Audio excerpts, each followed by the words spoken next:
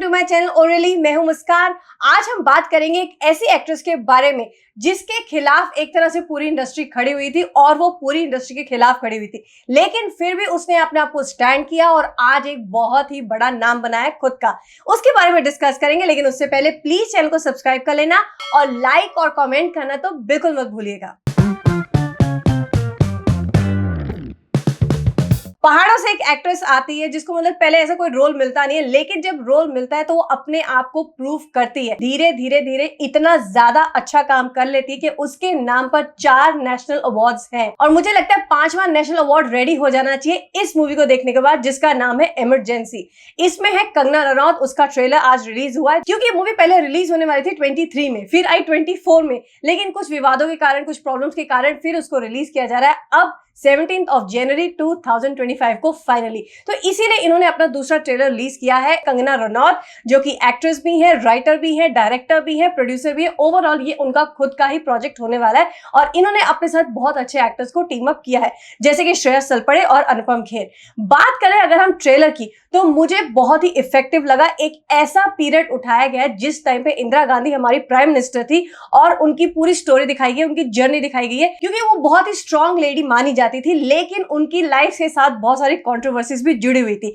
तो मुझे लगता है इस मूवी में वही दिखाने की कोशिश की गई है, एक तरह से उनकी जर्नी, कि जब वो प्राइम मिनिस्टर बनी उनके बाद डिसीजंस लिए और कुछ ऐसे डिसीजंस हुए जिसकी वजह से काफी सारे लोग उनके अगेंस्ट हो गए थे। सो ये मोस्टली जो इमरजेंसी नाम दिया गया है ये उस टाइम का है जब 1975 में इमरजेंसी लगाई गई थी 2 साल के लिए। 2 साल के लिए एक तरह से डिक्टेटरशिप हो गई थी और सिर्फ इंदिरा गांधी का रूल चल रहा था, चाहे उसमें जुडिशरी आ जाए, चाहे उसमें मतलब इतने बड़े बड़े जितने नेता थे उनको जेल में डाल दिया गया था जस्ट बिकॉज वो ऑपोजिशन में थे, वो उनके खिलाफ खड़े थे इंदिरा गांधी के। इस वजह से एक तरह से उस टाइम को इसका ब्लैक स्पॉट कहा जाता है, बिकॉज लोग बहुत ज्यादा परेशान हुए थे और 2 साल तक आप सोचिए, आप एक तरह की इमरजेंसी है, घर से बाहर नहीं निकल सकते, आप अपने लिए कोई डिसीजन नहीं ले सकते। 1969 में एक्चुअली कुछ इन्होंने ऐसा कर दिया था जिसकी वजह से ये दोबारा से इलेक्शंस नहीं लड़ सकती थी, लेकिन 1971 में दोबारा से ये जीती और जहां से जीती थी वो सीट थी रायबरेली की। लेकिन अब हुआ ये था, जिसके अगेंस्ट ये खड़ी थी उन्होंने ये कंप्लेन करी कि जो इलेक्शन ऑफिसर्स थे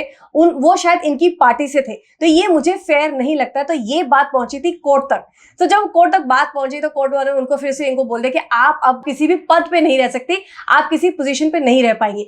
सो ये जब बात हुई थी तो इंदिरा गांधी और उस टाइम के जो प्रेसिडेंट थे इन्होंने मिलकर ये बात उठाई कि नहीं ऐसा नहीं होगा और एक इमरजेंसी लागू कर दी गई। तो उसके बाद जो जो हुआ था मुझे लगता है वो इस फिल्म में दिखाया जाएगा, जो इनकी जर्नी स्टार्टिंग से लेके इस पीरियड तक, और साथ ही क्यों इनको मारा गया था, क्योंकि एक ऑपरेशन हुआ था, ऑपरेशन ब्लू स्टार, जो हुआ था गोल्डन टेंपल में, जिसको कहते हैं हरमंदिर साहिब। वहां पे कुछ ऐसे आतंकवादी घुस गए थे, तो जितने ऑफिसर्स अंदर गए थे उनको पकड़ने के लिए, वो गए थे तो बिना चप्पल के, बिना शूज के ही गए थे, लेकिन उनको गोलियां मारी जा रही थी नीचे से, वो फर्स्ट फ्लोर पे थे, तो उस वजह से वहां पे टैंक भी घुसा दिए गए थे, बहुत कुछ ऐसा हो गया था जिसकी वजह से काफी सारी जो सिख कम्युनिटी इनके अगेंस्ट हो गई थी, तो उन्होंने फिर इनको गोली मार दी थी और उसके बाद तो बहुत बड़े राइट्स हुए थे। तो मुझे लगता है वही सब इसमें दिखाया जाएगा, लेकिन ये बहुत ही बड़ा कंट्रोवर्शियल टॉपिक है, बहुत ही सेंसिटिव टॉपिक है, जिसकी वजह से इसको बहुत बार रोका भी गया था। खैर ऐसा कह रहे बहुत सारे कट्स लगाने के बाद इस मूवी को रिलीज किया गया। तो जितना भी मुझे ट्रेलर में दिखा है मुझे लगता है सबने अपना काम बहुत अच्छे से किया और जितना दिखने में आ रहा है बहुत ही इंप्रेसिव लग रहा है।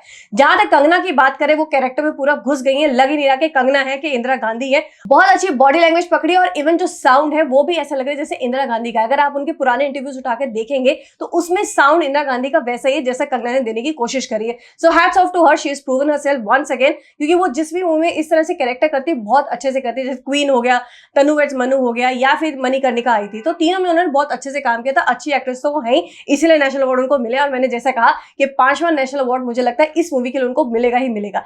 इनके साथ है श्रेयस तलपड़े और साथ में अनुपम खेर। श्रेयस तलपड़े है अटल बिहारी वाजपेयी जी के रोल में, तो वो भी बहुत अच्छे से किया है, बिल्कुल ठहराव वाला रोल है, उनका यंग एज वाला रूप दिखाया गया है। सो वो मुझे लगता है श्रेयस तलपड़े अच्छे से कर लेंगे और अनुपम खेर अगेन बहुत अच्छे एक्टर है, तो वो भी बहुत अच्छे से परफॉर्म करेंगे। सो ओवरऑल मुझे लगता है ये मूवी देखी जा सकती है, इसको देखने के लिए हमें थिएटर्स में जरूर जाना चाहिए। बात करें अगर हम इसके जितने भी डायलॉग्स यूज किए बहुत अच्छे और बहुत इंप्रेसिव है, मतलब सुनने वाले डायलॉग, जैसे वो बोलते कि मैं ही कैबिनेट हूं, जब इनको प्रेसिडेंट बोलते हैं कि ऐसा कोई डिसीजन लेने के लिए हमें कैबिनेट की मंजूरी लेनी पड़ती है, तो उस पर उनका जवाब होता है मैं ही कैबिनेट हूं।